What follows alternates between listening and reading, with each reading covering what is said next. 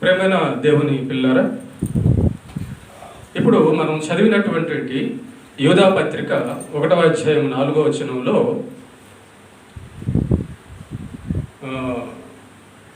కొందరు రహస్యముగా జ్వరబడి ఉన్నారు అని చదువుకున్నాం. కొందరట రహస్యముగా జ్వరబడి ఉన్నారట. ఎక్కడికి, ఎందులోకి, ఎవరు, ఏంటి, ఎక్కడికి జ్వరబడ్డారు, ఎక్కడ ఉన్నారు, వారెవరు, ఏంటి అని యొక్క వచనాన్ని కానీ మనం ధ్యానిస్తే ప్రియమైన దేవుని బిడ్డలారా, ఈరోజు దేవుడు మనతో మాట్లాడాలనుకున్న విషయము లేక అంశము పేరు క్రీస్తు సంఘములో సాతాను గూఢచారులు. ఏంటమ్మా? క్రీస్తు సంఘములో సాతాను గూఢచారులు. ఇప్పుడు మనం చదువుకున్న ఈ యొక్క వచనంలో కొందరు రహస్యముగా జ్వరబడి ఉన్నారు అంటున్నాడు. ఎక్కడికి జ్వరబడి ఉన్నారు, ఎవరు అంటే ఈ యేసుక్రీస్తు సంఘములో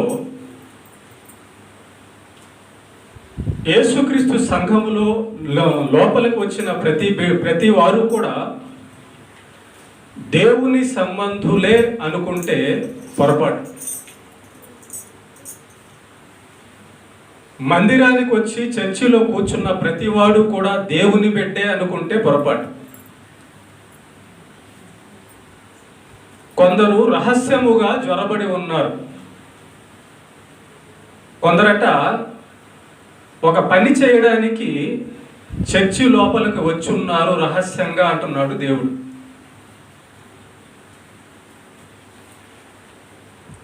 అసలు యేసు ప్రభు యొక్క భక్తి చేయడానికి అందరూ వచ్చింది యేసు ప్రభు కోసమే అనుకుంటే చాలా పొరపాటు. చాలా కొద్ది మందికి మాత్రమే అర్థమయ్యే విషయం ఇది. అందరికి అర్థం కాదు, జాగ్రత్తగా రండి పాట. యేసు శిష్యులు ఎంతమంది? 12 మందిలో ఇస్కరియోతు యూదా ఏమయ్యాడు? యేసు దగ్గరకు వచ్చాడు, యేసు దగ్గర భక్తి చేయడానికి వచ్చాడు. యేసు దగ్గర భక్తి చేయడానికి వచ్చిన ఈ ఇస్కరియోతు యూదాయే యేసు ప్రభువును చంపడానికి అప్పగిస్తాడని ఆ 11 మందికి ఎవరికైనా తెలుసా?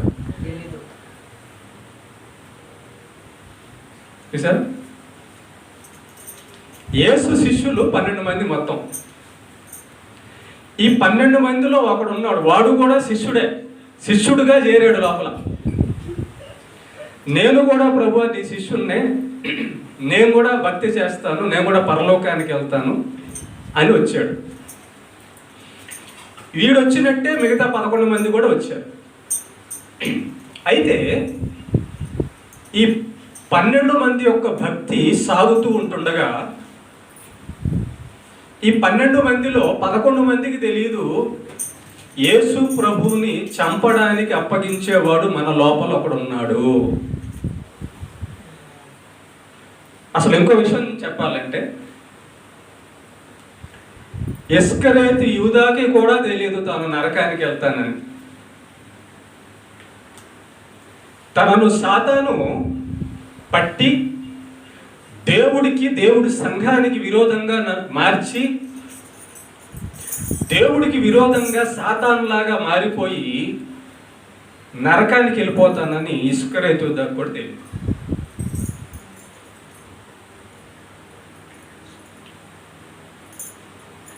ఆ విధంగా ఇస్కరియోతు యూదాకు కానీ తెలుసుంటే ఉరేసుకొని చనిపోయేవాడు కాదు, యేసు ప్రభువుని చంపడానికి డబ్బులు తీసుకునేవాడు కాదు, నరకానికి వెళ్ళేవాడు కాదు.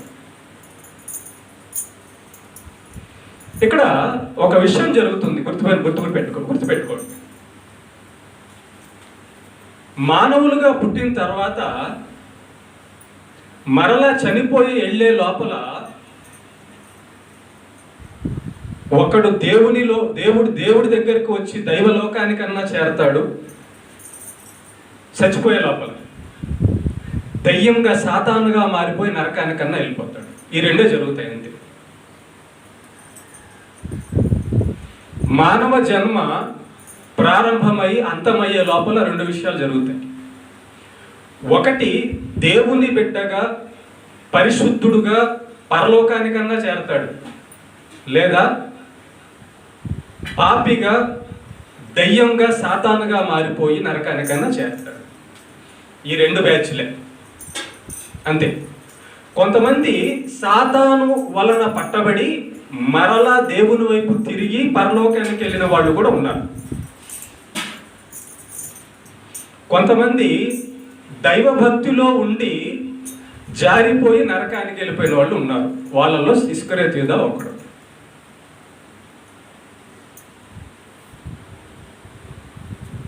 అలా దైవభక్తి ప్రారంభించి దేవుడు పక్కనే ఉంటూ దేవుడికే నమ్మక ద్రోహం చేసి నరకానికి వెళ్ళిపోయిన వాడు ఇస్కరియోతు యూదా.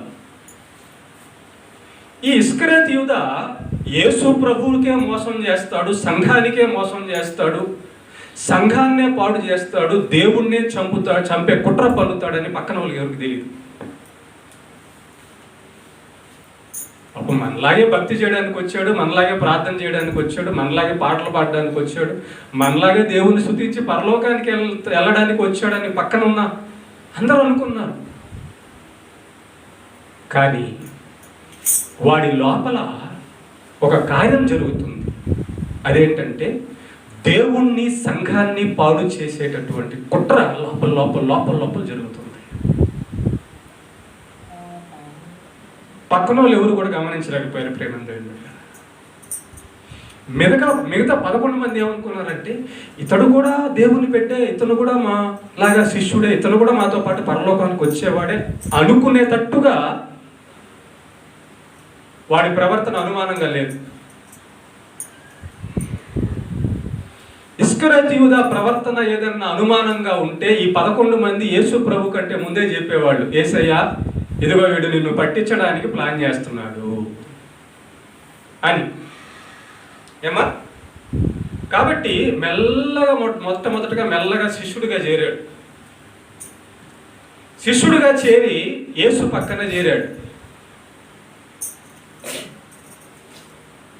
శిష్యుడిగా యేసు పక్కన చేరి కొంతకాలం యేసు ప్రభు చెప్పినట్లు చేసి తర్వాత సాతాను వలన పట్టబడి దయ్యంగా మారి దేవుడికి దేవుని బిడ్డలకు ప్రమాదకారి అయి తాను ప్రమాదంలో పడ్డాడని తెలియక ఇంకా ప్రమాదంలో పాపంలో మునిగిపోయి తాను ఏం చేస్తున్నాడో కూడా తెలియక నరకానికి వెళ్ళిపోయాడు. ఈరోజు మన అంశం ఏంటంటే, క్రీస్తు సంఘములో సాతాను గూఢాచారులు. యేసు ప్రభు ఈ విషయం ఎప్పుడో చెప్పాడు, గుర్తుపెట్టుకోండి.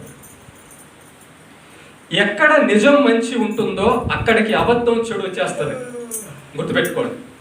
మన సంఘంలో చాలా మంది నిలకడగా ఉండకపోవడానికి కారణం ఏంటో చెప్తున్నాను నేను. ఇక్కడ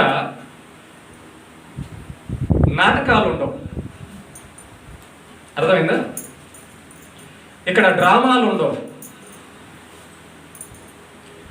ఇక్కడ లోకం పొందే ఆనందం ఇక్కడ ఉండదు. దేవుని చిత్తం ప్రకారము యథార్థంగా పరిశుద్ధాత్మ ద్వారా సత్యవాక్యము ద్వారా పరలోకానికి వెళ్ళేటటువంటి ప్రవర్తన క్యారెక్టర్ ఇక్కడ సిద్ధపరిచి పరలోకానికి తీసుకెళ్లే సత్యక్రీస్తు సంఘం ఇది. కనుక లోకములో ఉన్నట్టుగా బతికితే, లోకములో ఉన్నట్టుగా ఇక్కడ నేను తయారు చేస్తే మీరు పరలోకం ఎట్లా వెళ్తారు? వెళ్ళరు కదా. కనుక ప్రేమ దేవుని బిడ్డలారా, ఎక్కడైతే నిజం మంచి ఉంటుందో అక్కడ అబద్ధం చెడు వస్తుంది, గుర్తుపెట్టుకోండి. సాతాను వాని సైన్యం అక్కడికి చేరిపోతారు. మనకు తెలియదు కానీ, గుర్తుపెట్టుకోండి, మనకు తెలియదు కానీ వాడికి తెలుసు పరలోకానికి తీసుకెళ్లేటటువంటి సంఘము, సేవకుడు, బోధ ఎక్కడెక్కడ ఉంది భూమి మీద అంతా వాడికి తెలుసు, వాడికి లిస్ట్ తెలుసు. ఏ చర్చికి వెళితే ఒకడు మారిపోతాడు. ఏ చర్చిలో పాస్టర్ కరెక్ట్గా పరలోకానికి వెళ్ళే క్రీస్తు బోధ చేస్తున్నాడు. ఈ విషయము సాతానికి, వాని దెయ్యాలకు తెలుసు, వాని అనుచరులకు తెలుసు. కనుక సాతాను చేసే మొట్టమొదటి పని, సాతాను దెయ్యాలు చేసే పని ఏంటంటే, ఈరోజు సాతాను గురించి కాబట్టి వాడు చాలా మందిని శోధించి ఆపేసాడు. వాడు చాలా శోధించాడు ఈరోజు వాడి గురించి సబ్జెక్ట్ కాబట్టి గుర్తుపెట్టుకోండి. ఓకేనా? రైట్. ఎక్కడైతే నిజం, ఎక్కడైతే మంచి ఉంటుందో అక్కడికి వాడి సైన్యాన్ని దింపుతాడు. ఎందుకు? అక్కడ మంచి ఉంది, అక్కడ సత్యం ప్రకటింపబడుతుంది, అక్కడికి పరలోకానికి వెళ్ళేటటువంటి సిద్ధపాటు సేవకుడు ఉన్నాడు. కాబట్టి ఎలాగైనా ఆ మంచి బోధించే చోట, ఆ పరలోకానికి సిద్ధపరిచే చోట వాడికి సంబంధించిన వాళ్ళని పెట్టి ఆ సంఘాన్ని పాడు చేసి ఆ సేవకుడికి చెడ్డ పేరు తెచ్చి టోటల్గా అక్కడ పనిని, అడ్డు దేవుడి పనిని, దైవ కార్యాన్ని, పరలోకానికి వెళ్ళే పనిని అడ్డుకోవాలన్నది సాతాను ప్లాన్.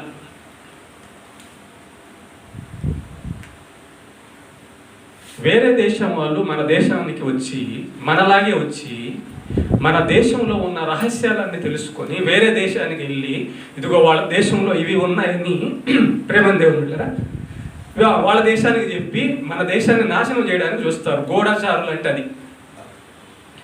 గూఢాచారులు అంటే మనతో పాటు మన పక్కనే నమ్మకంగా ఉండి, మంచోళ్ళుగా ఉండి, నటించి మన దగ్గర ఉన్నవన్నీ కూడా రహస్యాలు తెలుసుకొని అవతల వాళ్ళకి చెప్పేస్తుంటారు. అంటే మన పక్కన మంచిగా ఉండడానికి వచ్చి మన నాశనం చేయడానికి వచ్చిన వాళ్ళే గూఢాచారులు. ఇందాక యువత పత్రికలో చదివాం, కొందరు రహస్యముగా జ్వరబడ్డారు, వారు భక్తిహీనులయ్యి, ఏమంటున్నాడు? భక్తిహీనులయ్యి మన దేవుని కృపను కామాతురత్వమునకు దుర్వినియోగపరచుచు మన అద్వితీయ నాథుడును ప్రభు అయిన యేసుక్రీస్తును విసర్జించుచున్నారు. కొందరట సాతాను వలన సంఘాన్ని పాడు చేయడానికి దైవభక్తుడు, క్రైస్తవుడు వేషం వేసుకొని మన మధ్య వస్తారట. మనం ఏమనుకుంటున్నాం అంటే, ఎంకమ్మ మందిరానికి వచ్చిందంటే ఈయనకి దైవభక్తి ఏమో, ఇదిగో ఈయన పలానా కొండయ్య మన మందిరానికి వచ్చాడంటే అబ్బో దేవుణ్ణి నమ్ముకుంటున్నాడేమో. కానీ ప్రేమని దేవుని బిడ్డలారా గుర్తుపెట్టుకుని, దీంట్లో ఉన్న ఒక రహస్యం, నిజంగా పరలోకానికి వెళ్ళే దైవ భక్తులను దైవ సేవకుడి యొక్క బోధలో నుంచి తప్పించి దైవ సేవకుడికి చెడ్డ పేరు తెచ్చి రహస్యముగా దైవ సేవకుడు ముందేమో మంచిగా చెప్పి రహస్యంగా భిన్నాభిప్రాయములు సేవకుడి మీద పెట్టి సంఘాన్ని పాడు చేయడానికి సాతాను కొంతమందిని భక్తులుగా పంపిస్తాడు. ఈ వచనం కూడా చూడండి ఒకసారి, ఆ వచనం 2 కొరింథీ 11వ అధ్యాయం, 2 కొరింథీ 11వ అధ్యాయం, త్వరగా తీయండి. 2 కొరింథీ 11వ అధ్యాయం 13 నుంచి 15 వరకు చదువుదాం. 2 కొరింథీ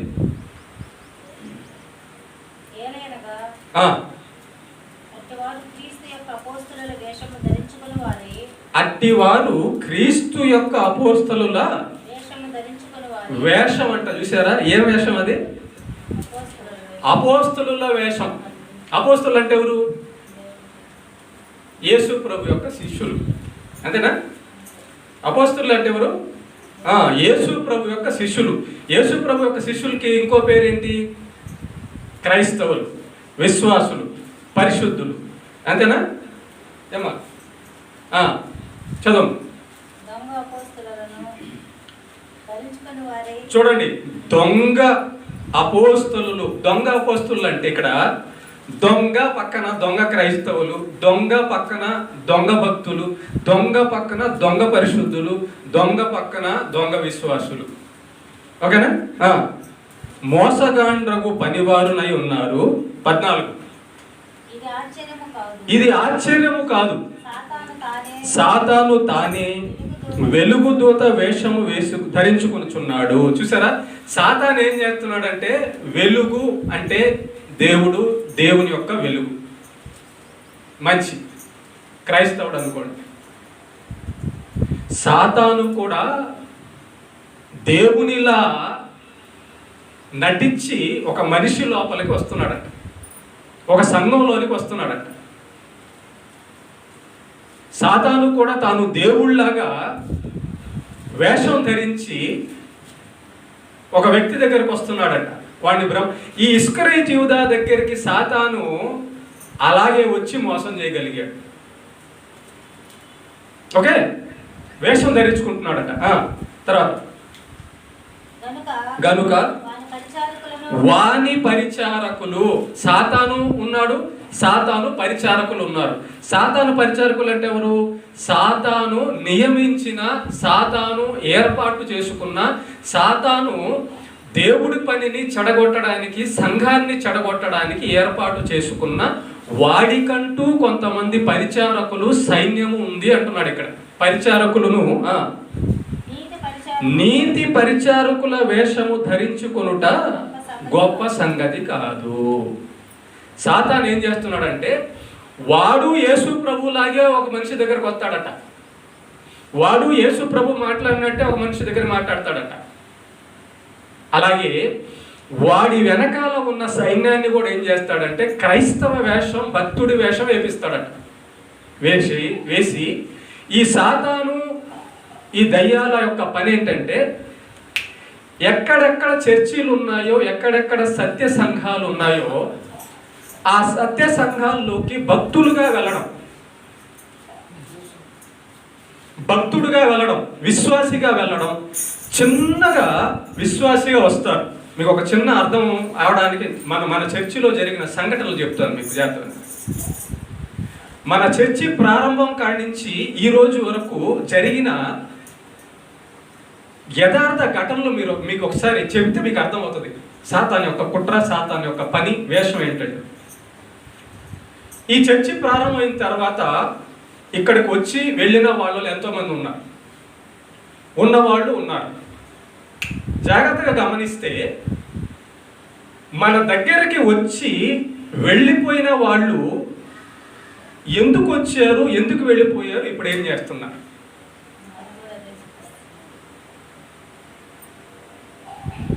ఎందుకు వచ్చారు, ఏమని వచ్చారంటే, మేము భక్తి చేయడానికి వచ్చాము అన్నారు. మీలాగే మేము భక్తి చేయడానికి వచ్చామని ఇక్కడ శాశ్వతంగా చనిపోయే రోజు వరకు, పరలోకం వెళ్ళే వరకు నిలబడకుండా వాళ్ళ బుద్ధులు బయట పెట్టుకొని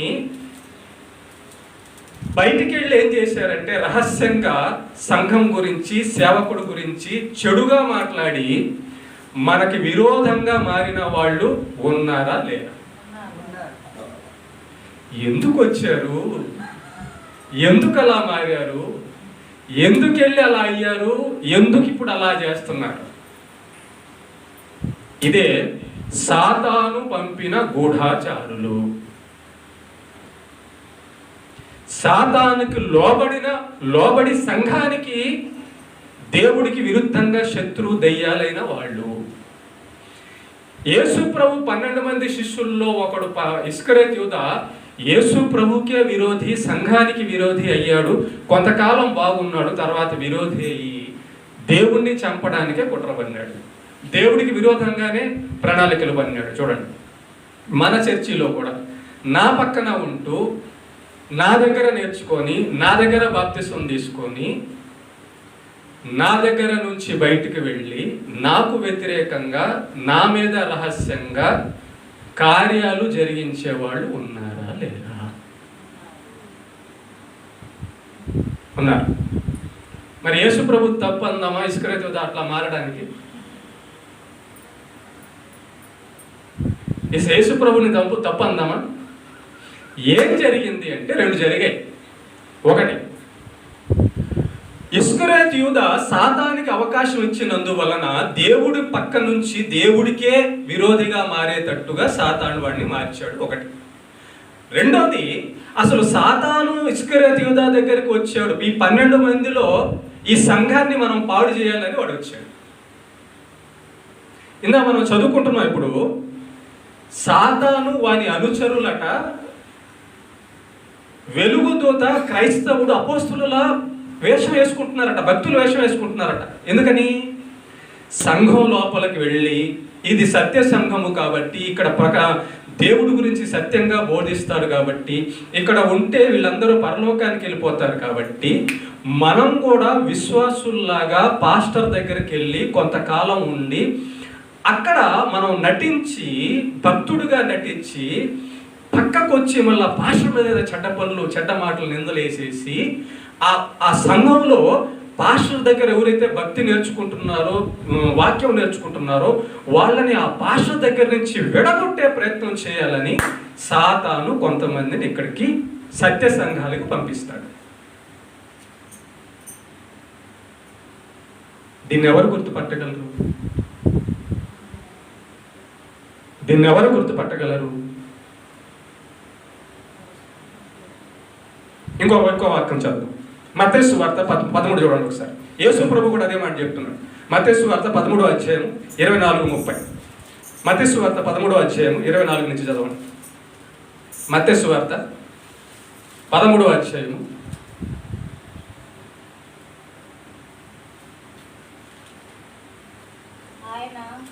13వ అధ్యాయం 24 నుంచి చెప్పాను. ఏమనగా పరలోక రాజ్యము మంచి విత్తనములు విత్తిన ఒక మనుషుని పోలి ఉన్నది. మనుషులు నిద్రించుచుండగా అతని శత్రువు వచ్చి గోధుమల మధ్య గురుగులు విత్తిపోయెను.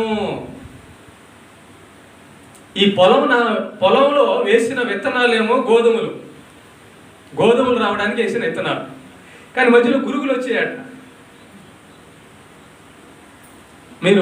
మీకు అర్థం కావడానికి కలుపు మొక్కలు అంటే తెలుసా? రైతు కలుపు మొక్కలు వేసాడు, వరి మొక్కలు వేసాడా?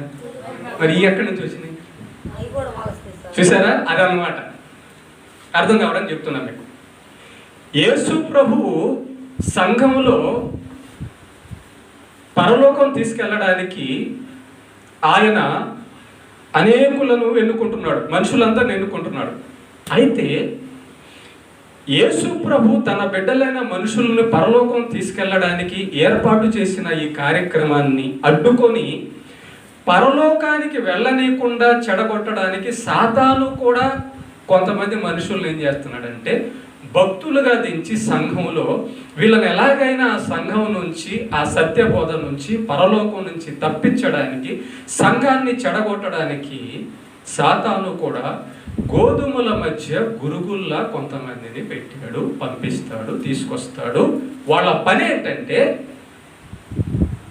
ఏంటంటే మెల్లగా చర్చిలోకి రావడం, భక్తుల్లాగా ఉండడం, మీలో కలిసిపోవడం, మిమ్మల్ని మంచి చేసుకోవడం. వాళ్ళు మీ దృష్టిలో ఎలా కనబడతారంటే అబ్బా ఈయన మంచి భక్తుడే అన్నట్టుగా కనిపెట్టలేనంతగా నటించి బయటికి వెళ్ళి చిన్నగా సాతాను యొక్క క్రియ మొదలు పెడతారు. సంఘాన్ని చీల్చుటకు, సంఘాన్ని పాడు చేయుటకు, సంఘాన్ని దారి తప్పించుటకు, సంఘములో గొడవలు తెప్పించుటకు,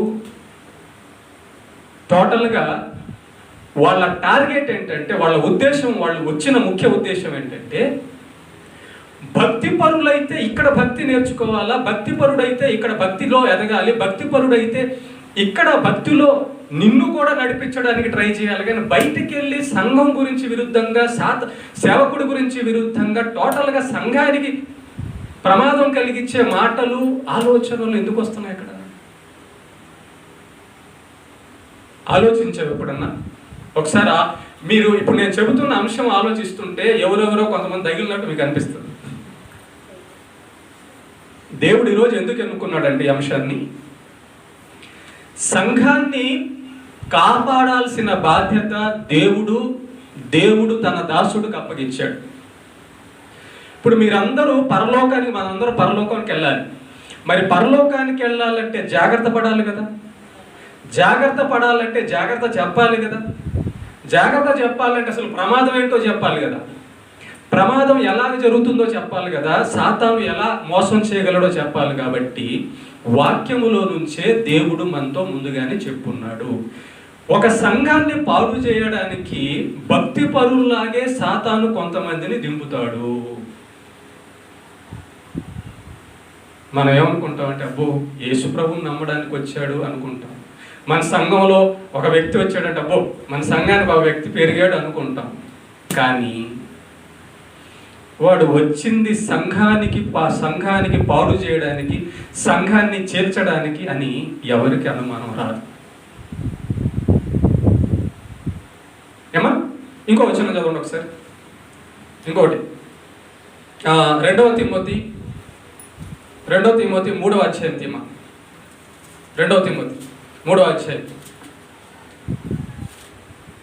2 తిమోతి 3వ అధ్యాయం 5 నుంచి 7 వరకు చదువుతుంది.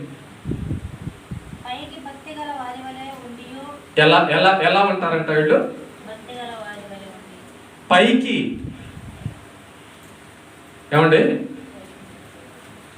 భక్తి పరుడు అంటే భక్తే ఉంటుంది, భక్తి పరుడు అంటే మంచే ఉంటుంది, భక్తి పరుడు అంటే విశ్వాసమే ఉంటుంది, భక్తి పరుడు అంటే నీతే ఉంటుంది. అవునా? ఇక్కడ భక్తి పరుడుగా ఉండి పక్కనకి వెళ్ళి పాస్టర్ గురించి చెడ్డగా మాట్లాడుతున్నాడు అంటే వాడు భక్తి పరుడేనా? పైకి భక్తి, చాడే మాటలు చెబుతున్నారు అంటే, కాని మాటలు చెబుతున్నారంటే ఇప్పుడు నేను మీకు ఒక విషయం చెప్తా. ఒక ఇల్లు ఉంది. ఆ ఇంట్లో మా నాన్న చెడ్డోడని పక్కకి ఎవడన్నా వెళ్ళి చెప్పుకుంటాడా? మా అమ్మ చెడ్డదే అని ఎవరైనా చెప్పుకుంటారా? నా కూతురు చెడ్డదని ఎవరికైనా చెప్పుకుంటారా? అట్ట చెప్పరు. వాడు తప్పు చేసినా వాడు తప్పులన్నీ దాచేసేసి నేను మంచోని అన్నట్టుగా చెప్తాడు. ఓకేనా?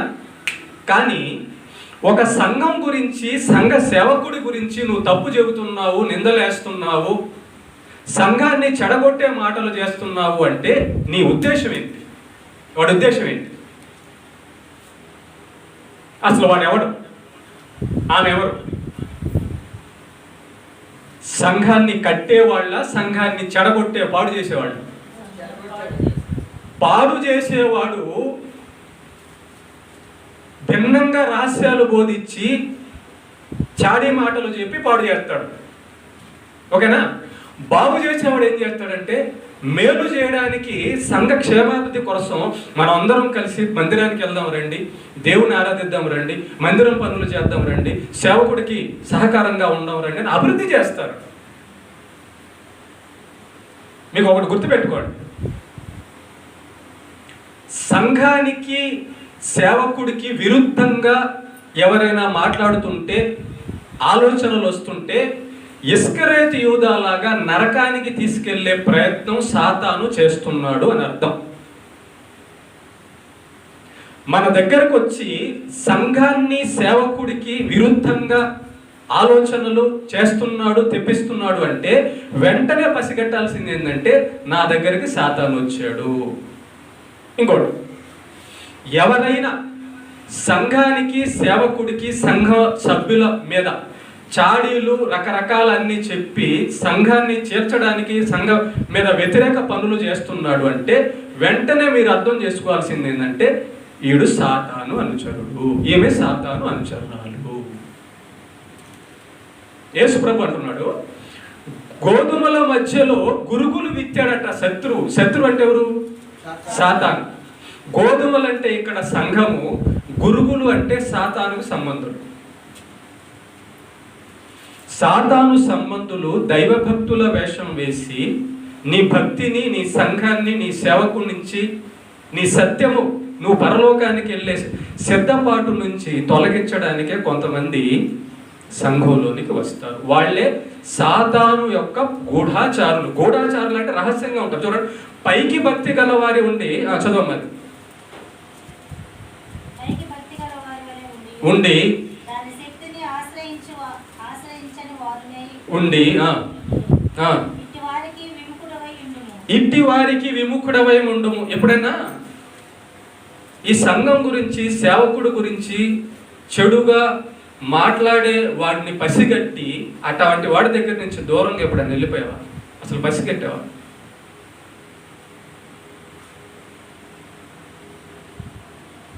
ఇలాంటి వాళ్ళు అసలు ఉంటారు అని అనుకుంటారా? దేవుడు చెప్తున్నాడు, దేవుడు చెప్పినట్టు జరుగుతుంది కూడా.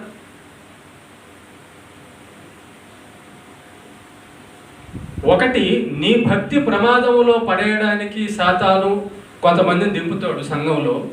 రెండోది, సంఘాన్ని పాడు చేయడానికి దింపుతాడు కొంతమందిని. మూడోది ప్రేమైన దేవుని బిడ్డలారా, అసలు అర్థం కాకుండా ఎవరు భక్తులో ఏంటో నీకు అర్థం కావాలంటే పూర్తిగా దేవుని యొక్క ఆత్మ నీలో ఉండాలి, నువ్వు లైన్లో ఉండాలి. నీ భక్తి పాడు చేసేవాడిని నువ్వు కనిపెట్టాలి అంటే, సంఘాన్ని పాడు చేసేవాడిని నువ్వు కనిపెట్టాలి అంటే, నీ లోపల యథార్థంగా భక్తి చేసే భక్తి, నిజమైన పైకి భక్తి గలవాడు మోసవాడు, నిజమైన భక్తి గలవాడు పరిశుద్ధాత్ముడు ఉంటాడు, వాక్యము తెలిసిన వాడై ఉంటాడు, సంఘానికి క్షేమాభివృద్ధి కలిగించేవాడు ఉంటాడు, సంఘానికి మేలు చేయాలన్న ఆలోచన కలిగి ఉంటాడు. కనుక మీ అందరికీ ఈరోజు జాగ్రత్త చెబుతున్నది దేవుని వాక్యం ద్వారా ఏంటంటే, కనిపెట్టండి ఒకసారి.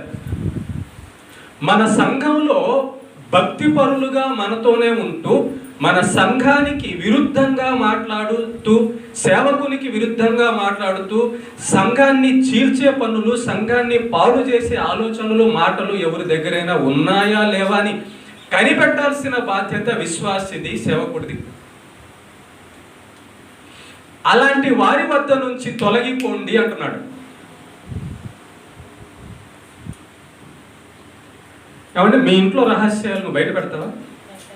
మరి సంఘ రహస్యాలు, సంఘం గురించి ఎందుకు చెడుగా చెప్తున్నావు? నీ గురించి నువ్వు చెడుగా చెప్పుకుంటావా? నేను అంత చెడ్డదాన్ని, అంత ఇలాంటి దాన్ని, అలాంటి దాన్ని చెప్పుకుంటావా? మరి భాష గురించి ఎందుకు చెప్తావు? సంఘం గురించి ఎందుకు చెప్తావు?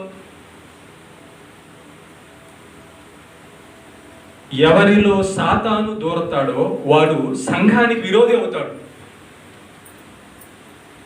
రెండు రకాలు చెప్పాను నేను. మంచిగా ఉన్న సాతానికి అవకాశం ఇచ్చావనుకో, నిన్ను వాడు దయ్యంగా మార్చేస్తాడు, నిన్ను సంఘానికి విరోధిగా మార్చేస్తాడు, దేవుడికి శత్రువుని చేస్తాడు, సంఘాన్ని పాడు చేయడానికి నిన్నే వాడుకుంటాడు. ఇస్కరియోతు యోధాన్ని వాడుకున్నట్టు. ఇంకో వచనం చదువు, 2 పేతురు 2:1. 2 పేతురు 2:1. 2 పేతురు 2:1.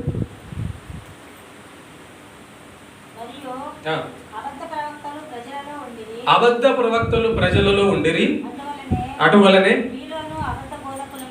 మీలోను అబద్ధ బోధకులు ఉందురు. మీలో అంటే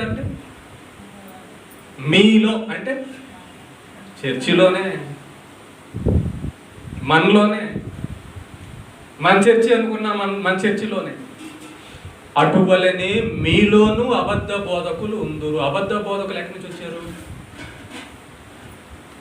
వాళ్ళు పైన ఏమన్నా షర్ట్ వేసుకుని మేము అబద్ధ బోధకులం అని ఏమన్నా రాసుకున్నారా? చీర మీద ఏమన్నా నేను ఈ సంఘాన్ని పాడు చేసేదాన్ని, చాడీలు చెప్పేదాన్ని, చాడీలు చెప్పడానికి ఈ సంఘానికి నేను వచ్చాను అని ఏమన్నా రాసుకుంటారా? మీలోనే సంఘాన్ని పాడు చేసే వారిని తయారు చేస్తాడు, లేదా సంఘాన్ని పాడు చేయడానికే బయట నుంచి తీసుకొస్తాడు. 2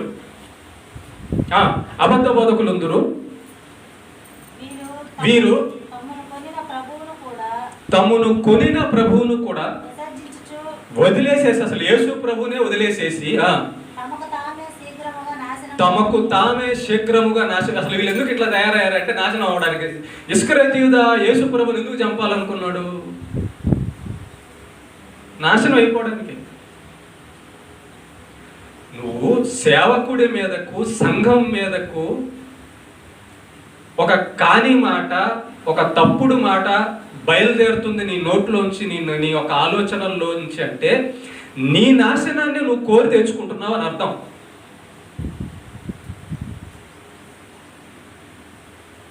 అంతే. నీ నాశనాన్ని నువ్వు కోరి తెచ్చుకుంటున్నావు అని అర్థం.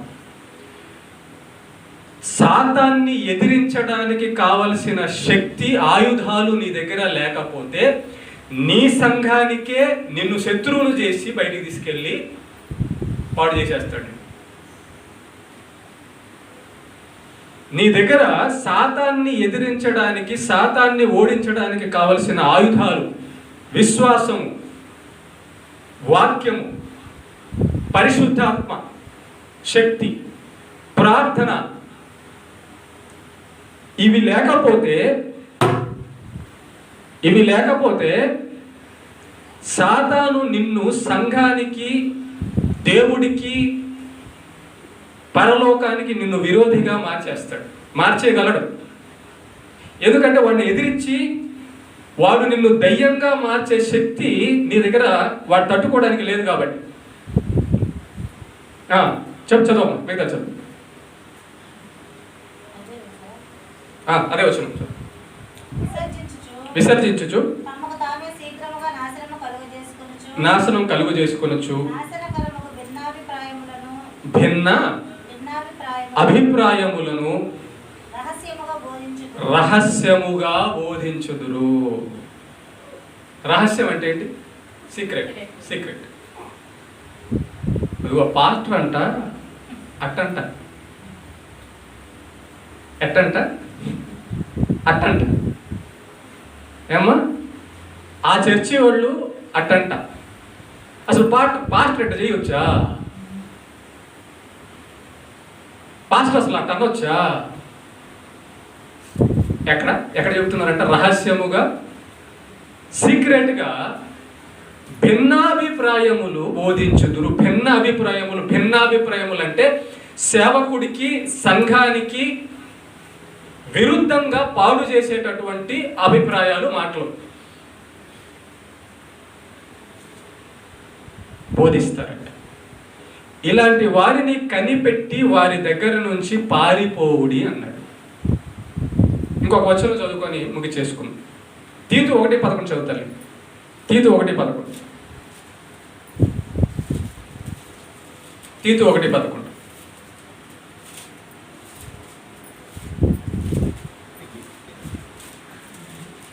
తీతు 1:11.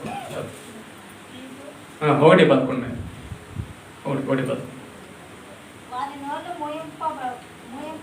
మూయింపవలెను. అట్టివాడు ఉపదేశింపకూడని వాటిని దుర్లాభము చూసారా? దుర్లాభము కొరకు ఉపదేశించుచు కుటుంబములనే పాడు చేయడానికి వచ్చినాడు.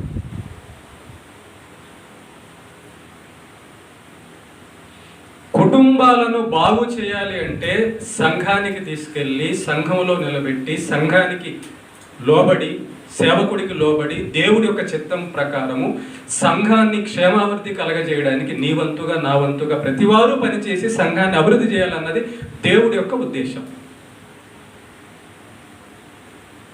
అండి, మిమ్మల్ని నేను అడుగుతున్నాను, సంఘ క్షేమాభివృద్ధి కోసం కావలసిన పనుల్లో ఒక పని నేను మిమ్మల్ని అడుగుతున్నా.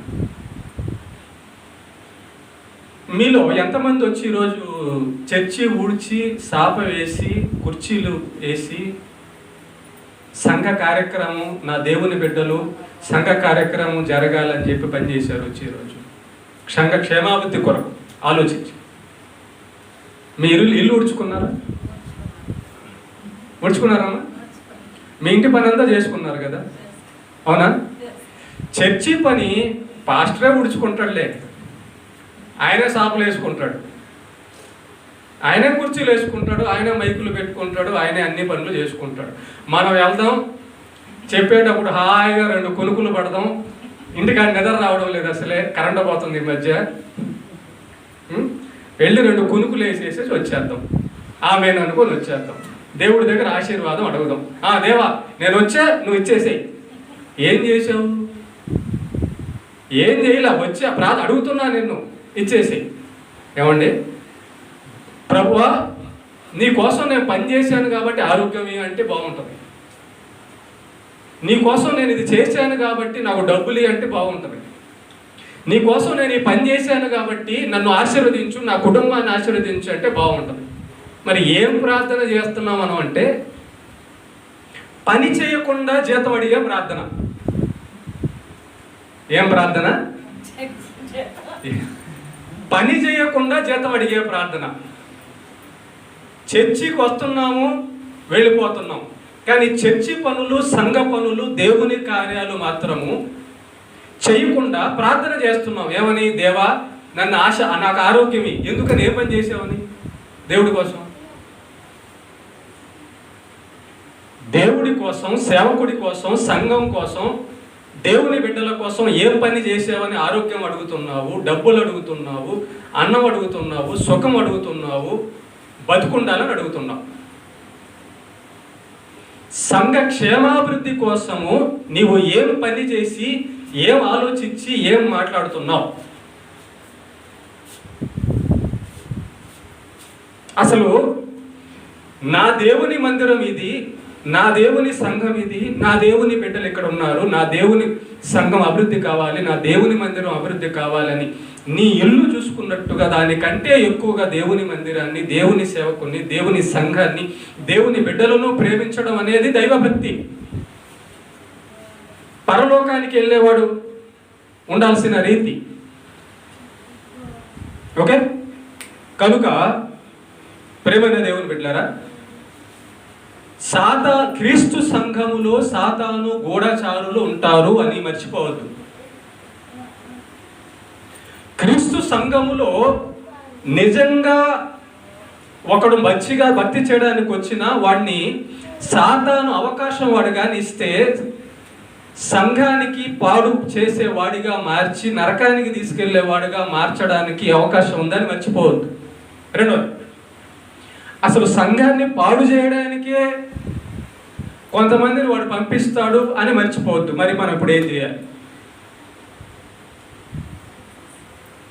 ఇప్పుడు ఏం చేయాలి అంటే ఇందాక చెప్పాడు, కనిపెట్టుడి.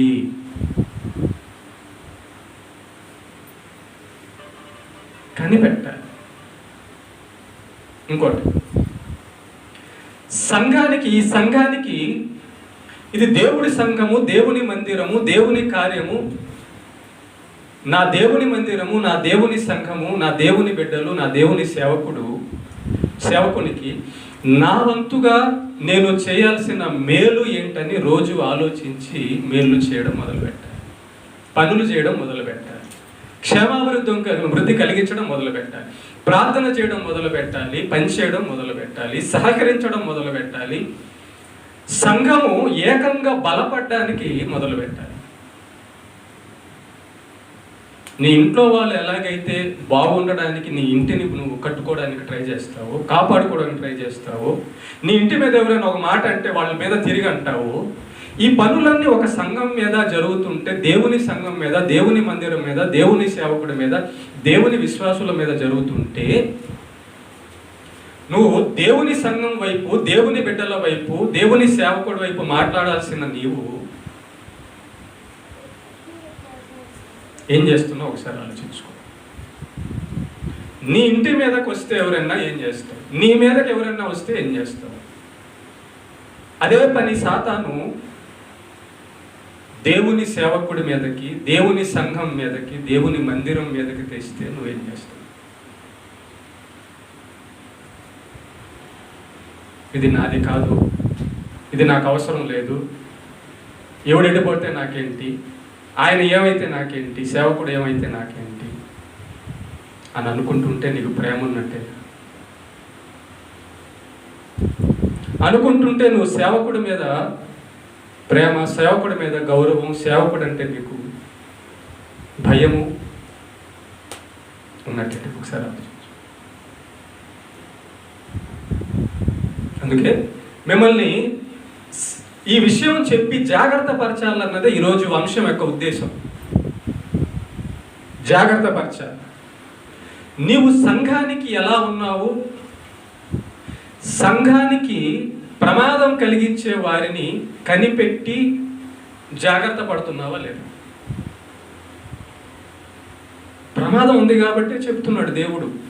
గోధుమల మధ్య గురుగులు విత్తుతున్నాడని, సంఘములో సాతాను అనుచరులు వచ్చారని, రహస్యముగా జ్వరబడిన వారు ఉన్నారని, నేను తప్పించడానికి వచ్చిన వాళ్ళు ఉన్నారని, సత్య సంఘములోంచి, సేవకుడి దగ్గర నుంచి, సంఘం నుంచి పాడు చేయడానికి రకరకాల వాళ్ళు వస్తారు, జాగ్రత్త అంటున్నాడు దేవుడు. కాబట్టి సంఘమా జాగ్రత్త పడు అంటున్నాడు దేవుడు. నువ్వు ఇస్కరియోతు యూదా లాగా మారబాక, జాగ్రత్త, అవకాశం ఇవ్వక, సంఘానికి నువ్వు పాడు చేసే వ్యక్తిగా, సంఘానికి ఇబ్బంది కలిగించే వ్యక్తిగా నువ్వు మారబాక, మారేవాడిని కనిపెట్టి వాడికి దూరంగా, ఆమెకి దూరంగా ఉంటూ అంటున్నాడు.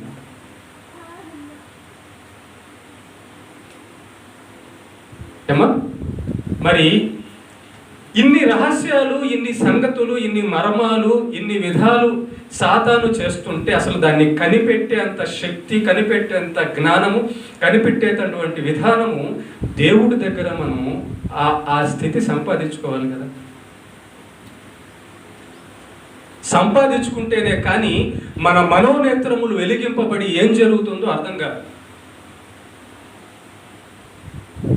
భక్తి జీవితంలో నీ స్థితి నువ్వు చూసుకుంటే, దేవుడు నా కొరకు మందిరాన్ని, సేవకుణ్ణి, వాక్యాన్ని, పరిశుద్ధాత్మని ఇదంతా కూడా పరలోకం తీసుకెళ్ళడానికి నన్ను ఏర్పాటు చేసున్నాడు అని నీకు అర్థమయ్యి ఏం చేస్తావంటే, క్రమం తప్పకుండా మందిరానికి వచ్చేస్తావు, మందిరంలో పనులు చేస్తావు, మందిరానికి క్షేమాభివృద్ధి కలిగించే ఏం చేస్తావు, నీ భక్తి జీవితాన్ని కాపాడుకుంటూ విశ్వాసం, ప్రార్థన, పరిశుద్ధత, వాక్య ధ్యానము, సువార్తలో నువ్వు ఫలిస్తావు. సంఘంలో ఒక స్తంభంలాగా నువ్వు కూడా నిలబడతావు, సంఘానికి ఒక స్తంభంలాగా నిలబడతావు. ఈ బల్ల ఉంది, ఒక కాలు నేను లేకపోతే పర్లేదు నిశ్చసరంగా అనుకుంటే వెళ్ళిపోతే ఏమైంది? బల్ల పడిపోద్ది.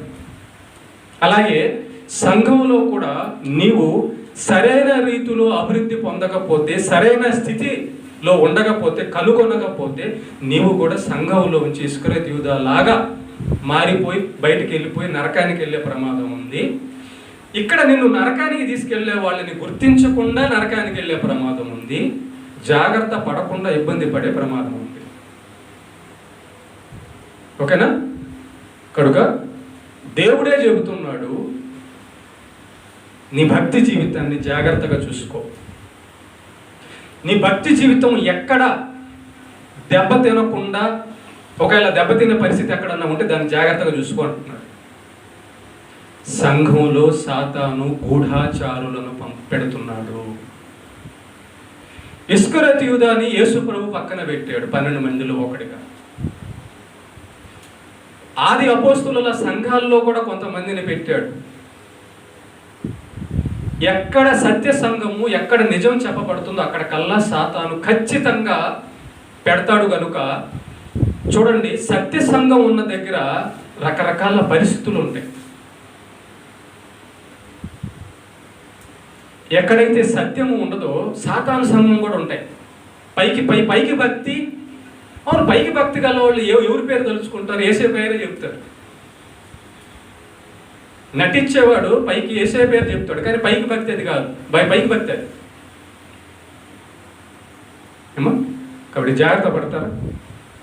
ఓకేనా? జాగ్రత్త పడతారా? ఈ రోజు నుంచి 2 విషయాల్లో మీరు జాగ్రత్తగా పడాలి. 2 విషయాలు. ఒకటి, నీ భక్తి జీవితం దెబ్బ తినకుండా చూసుకోవాలి.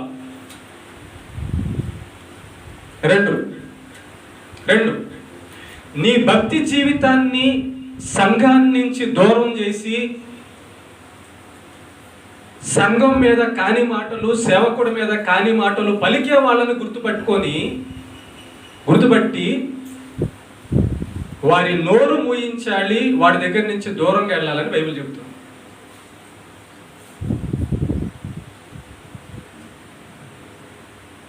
ఈ 2 కానీ నువ్వు చేయకపోతే ఇస్కరియోతు యూదా లాగా నరకానికి వెళ్ళే ప్రమాదం ఉంది.